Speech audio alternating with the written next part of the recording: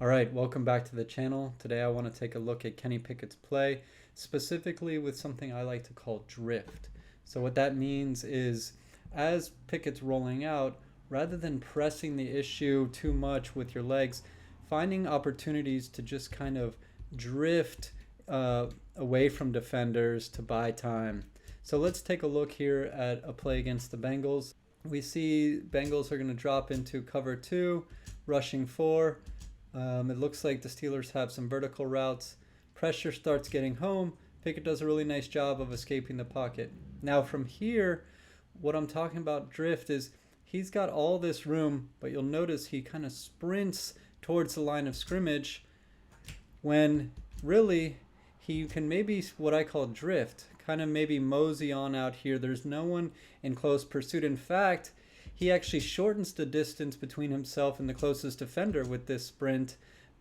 So what I'm recommending instead, and this is really kind of advanced level stuff, you guys. In no way am I like knocking Pickett. The fact that he was able to get out of the pocket in the first place, I think is great. But, you know, we always want to be looking at what steps he could maybe take next. So you can kind of suppose if he's drifting here, you know, this receiver's kind of right now he's not open because if you try to force the sideline, but if Pickett starts drifting, you know, he can even wave his arm, give him a signal, and maybe Pickett decides to throw one up, or he has time, having slowed down, to see maybe Pickens over here. Also, further point being that as you're running hard, it's harder to stop, set your feet, and make an accurate throw. Whereas if you're drifting, you can kind of settle down a little bit and make a quicker throw once you know where you're going with the ball. So we'll take a look at it here from the end zone again. Pickett does a good job to avoid this unblocked defender here.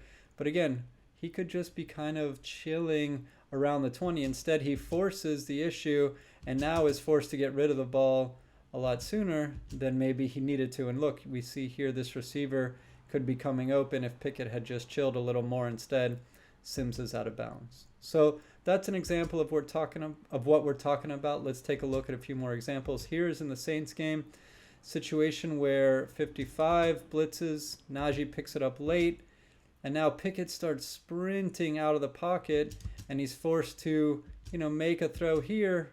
It's high and away, which, you know, it's not a terrible throw given that he's on the run. But again, and also coming out of the pocket, it's a little sometimes hard to know if you've got defender behind you chasing. So, you know, sometimes it is good to sprint, but the more Pickett gets pocket awareness, he can learn to not outrun his blocks. So right now he's got two blockers that are in good position if he wanted to just settle in right here. Instead, by sprinting out, he's kind of forcing the issue, and now he's, you know, trying to make a perfect throw. Whereas, check this out. We've got one-on-ones here. You know, if Pickett just chills here for a minute, he's got Pickett streaking all the way down for a potential touchdown. He kind of sprints hard, which is great for avoiding the defender, but you've made this guy miss, you know? Maybe settle. You see guys like Mahomes do this really well. Settle here behind these blockers. Check over your shoulder. Is anybody coming? If they are, great. Sprint out and make the throw you do. But if not, you can settle. And look, you got Pickens coming open here. Another example, we've got a bootleg here.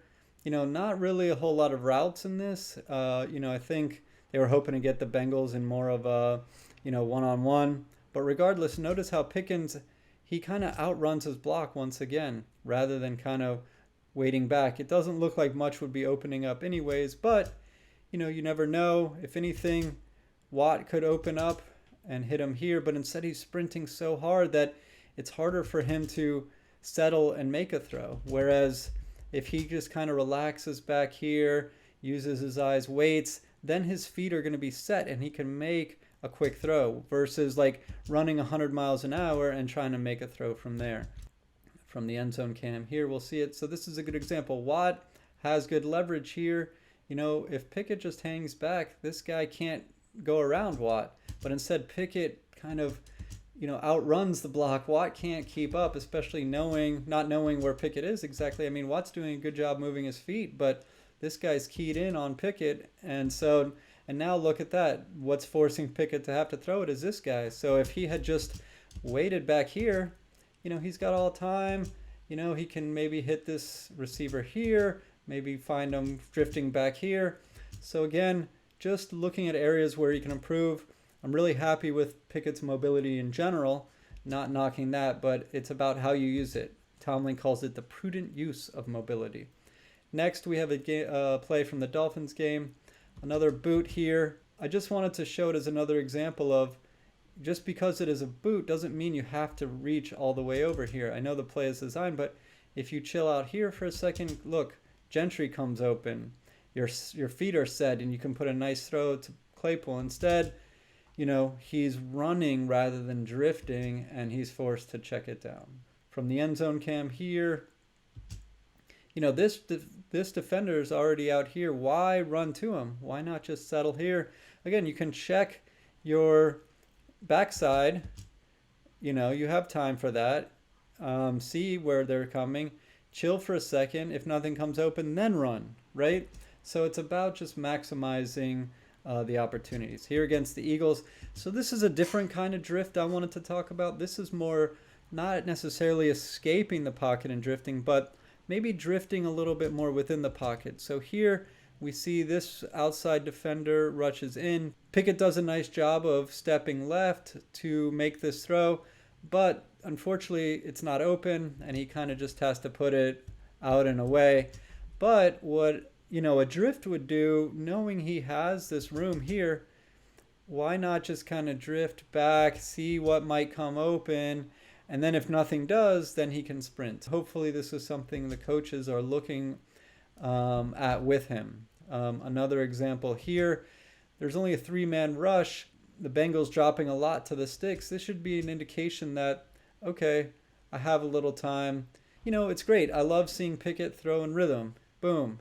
Hits the man. But, if you identify a 3-man rush and you see this guy going wide, yeah, there's a probably pretty good example of taking some grass. And Pickett could also just drift out here, waiting for something to open. At that point, you could maybe take a shot to a receiver downfield. Here's an example, another 3-man rush. Unfortunately, that edge defender gets home.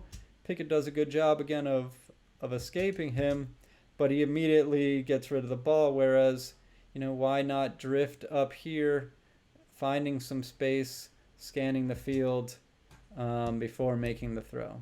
So, I get it's tough, especially when the O-line is letting up sacks and pressures. But, it's like right here, I'd like to see Pickett take a few more steps, maybe check his back shoulder, see where that defender is before making the throw.